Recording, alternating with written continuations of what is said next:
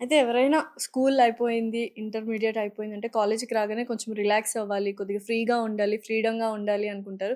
ఆ age barrier అనేది చాలా కంట్రోల్ చేయాలి, రెస్ట్రిక్ట్ చేయాలి. సో, ఎటువంటి డిసిప్లినరీ యాక్షన్స్ మీరు తీసుకుంటారు కాలేజ్ తరపు నుండి? స్కూల్లోనంటే జనరల్‌గా పేరెంట్స్ మీటింగ్ పెట్టామనుకోండి. హ్మ్. Almost 95-97% of the parents attend అవుతారు అవును. డెఫినెట్‌గా. సో, గ్రాడ్యుయల్‌గా అది డిక్రీజ్ అవుతదనమాట కౌంట్. ఓకే. ఇంటర్మీడియేట్‌కొచ్చినా సరే, లేకపోతే బీటెక్ ఆర్ వాటెవర్ గ్రాడ్యుయేషన్‌కొచ్చిన అసలుండవుగా తర్వాత పేరెంట్స్ టీచర్ మీటింగ్‌లు? ఉండదు. ఆదిత్యలో ఉందని మాత్రం చెప్పకండి. కానీ మన దాంట్లో కంపల్సరీ ఉందా? దట్ నో పేరెంట్స్ మీటింగ్స్ ఉంటాయి. సూపర్ అసలు. ప్లస్ పేరెంట్స్ మీటింగ్స్ కూడా గ్రూప్‌గా ఉండవండి. హ్మ్. ఎందుకంటే పర్సన్ టు పర్సన్ ఉండాలి అని చెప్పి.